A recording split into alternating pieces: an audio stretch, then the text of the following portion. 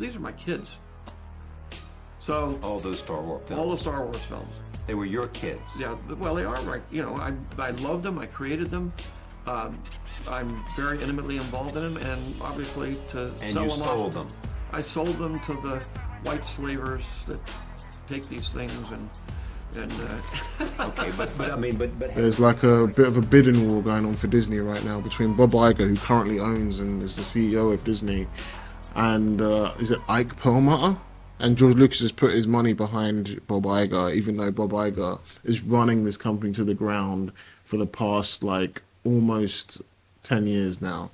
Let's read on. Star Wars creator George Lucas has mostly stayed out of the spotlight since selling Lucasfilm to Disney over 10 years ago. But the man who brought us to the galaxy far, far away has noticed a disturbance in the Force and is back to set things right. Late last year, we learned that controversial former Marvel Entertainment chairman Ike Perlmutter had joined forces with veteran Disney executive Jay Rasulo and pledged his considerable Disney shares to billionaire businessman Nelson Peltz, whose firm, Trian Partners, has a $3 billion stake in Disney. After taking their case to shareholders, the investor is looking for 3 out of 12 seats on the board. Disney has come right out and stated that Perlmutter has a personal agenda against Iger and that his interests may be different than that of all other shareholders. But with Ike's shares alone making up 80% of Trian's stake, they could obviously cause some big problems. Now Iger has a powerful new ally in the ongoing proxy fight with the activist investors. Creating magic is not for amateurs. When I sold Lucasfilm just over a decade ago, I was delighted. This is George Lucas's words. When I sold Lucasfilm over a decade ago, I was delighted to become a Disney shareholder because of my long-term admiration for its iconic brand and Bob Iger's leadership, Lucas said. And you sold them. I sold them to the white slavers that take these things and okay, but I mean, but when Bob recently returned to the company during a difficult time, I was relieved. No one knows Disney better. I remain a significant shareholder because I have full faith and confidence in the power of Disney and Bob's track record of driving long-term value. I have voted all of my shares for Disney's 12 directors and urge other shareholders to do the same. Now, a lot of people are calling George Lucas a sellout for this. We saw George as someone who sold Star Wars to Disney way back in 2012, 2011, whenever it was. And he was, bombarded by all these old school fans saying the prequel trilogy sucked and all this kind of shit. So he just sold it to Disney. He was done with it. Wanted to make billions out of it, which he did. Probably thought it was in safe hands with Disney because Disney was on point back then. Disney was all about making money and making good content back then and not about pleasing BlackRock and ESG investors and all them kind of people. So since then, George has been really quiet about Star Wars. And when he does talk about it, it doesn't look very positive. So we thought George was on our side. We thought George was like, damn, look, I fucked up, guys. I sold Star Wars. It's partially your fault, so you can't blame me because you gave me shit about the prequels. But now it's like, oh, George, were we wrong about you? Were all our memes wrong about you selling Star Wars and regretting it, and you're on our side and you would have done better? They should have gone with your plan, George? Because now it looks like you're backing Bob Iger and all that. But here's a complicated issue. Here's the reason why I don't side with every single so-called grifter on YouTube with this situation. Because the person Disney would go to, thus Star Wars, thus Marvel, would all go to would be Ike Perlmutter. Now, I've watched the Midnight Edge videos. I've listened to the arguments for Ike and why Ike isn't the bad guy certain websites and certain journalists would say he is. But he's also not a great guy either. I don't know who the lesser of two evils is, whether it's Bob Iger or Ike Perlmutter. But regardless, they're both evil. But we'll go into that in a second. And now we're going to get into why I ain't too much of a fan of Perlmutter. I've heard this repeated multiple times. I don't know how true all this is, but based on what I've heard about Perlmutter, it sounds pretty true. Perlmutter made a lot of enemies during his time at Marvel and reportedly attempts to stand in the way of the studios developing both Black Panther and Captain Marvel because he didn't think toys depicting black and female superheroes would sell. That's crazy. I don't know if that's just ruthless money eyes. It's like, people don't care about black people, so let's not bother making a movie that has a black lead because kids don't like black toys, I guess. The female one may be a little bit more closer to the truth, but the black one is wild. That's not just because I'm a black guy, but I think people would play with toys regardless of the race of the toy. Gender might be a thing because you might associate that with Barbie, but I think we're in a different time now where if the character's a cool character, you want the character regardless of the gender or the race. The only reason I wouldn't have had a Captain Marvel movie was not because you can't do a Captain Marvel movie, not because I want to sell toys, but the only reason I would have said no to a Captain Marvel movie was it wasn't the right time. It didn't have nothing to do with Endgame. She was just there, like, dawdling around in the background. Everybody agrees that Captain Marvel being forced in between Endgame and Infinity War didn't really make any sense.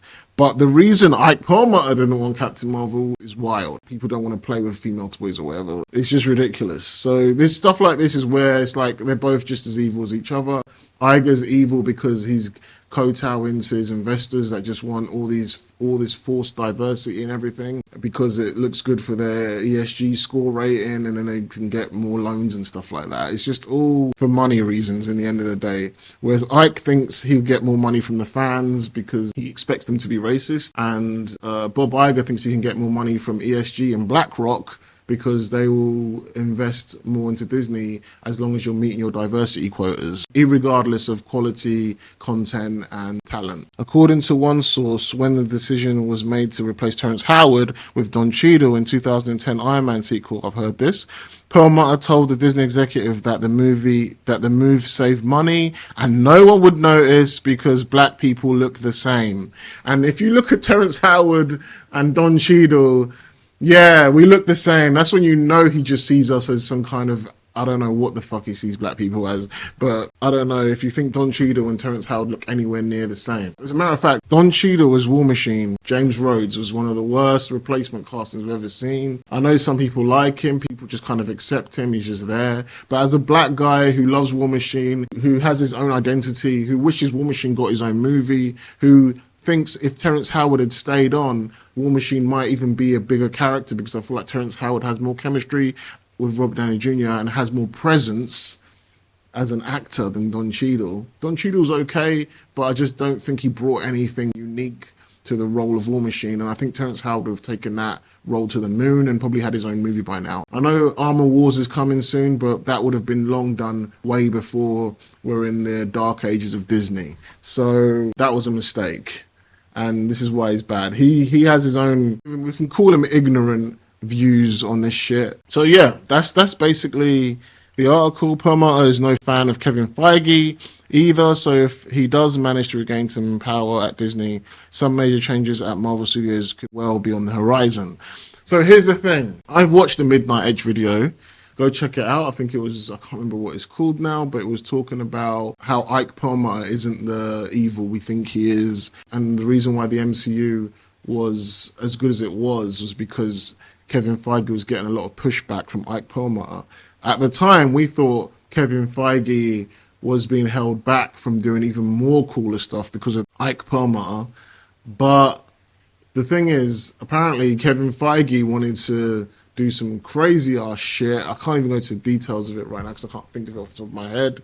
But it was kind of wild. Ike Perlmutter made Kevin Feige stay on course for certain decisions, whereas Kevin Feige was like trying to do some wild shit where it would have kind of ruined the MCU. And now, today, Kevin Feige managed to get rid of Ike Perlmutter back in around Civil War time, just before Infinity War and Endgame, and Ike Perlmutter was gone. So Kevin Feige had full control over the MCU, and we have now seen where that has taken us in 2024 with the MCU literally on life support, and it could die at any time. Ike Perlmutter was going to the extreme end of having only white people and only white male heroes.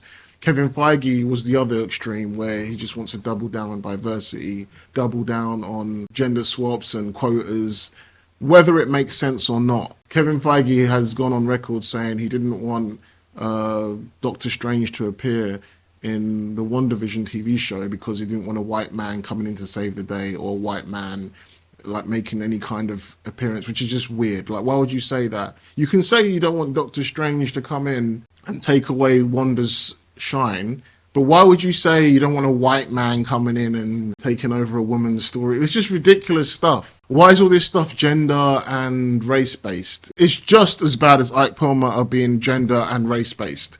They're just as bad as each other.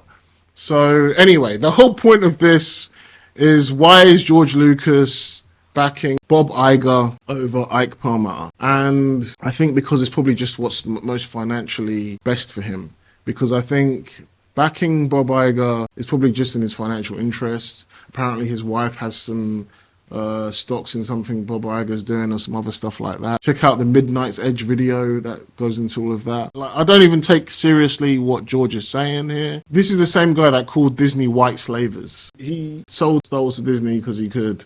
I don't think he had any massive love for Disney like that. And I think this is a purely business decision and a purely business statement that he may not even have wrote himself. Probably got his lawyers to write it. It's just probably in his best interest that Bob Iger is still in control of Disney. Maybe not for his franchise, maybe not for the passion, maybe not for the love of Star Wars, maybe not for the fans, but for him and for his pocketbook and for his bank and for his advisors and his lawyers and stuff. It's probably best Bob Iger still has Disney. That's what I think about George Lucas's crazy decision to kiss the ring of Bob Iger and kiss the ring of Mickey Mouse.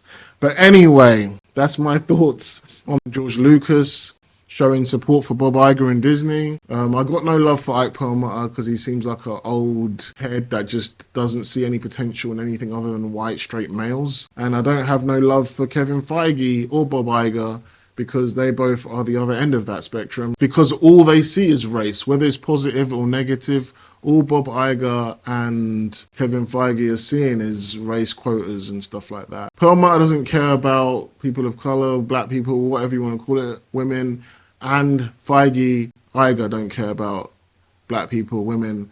They might have some good intentions, but in reality it's all to please the ESG investors and make the quotas.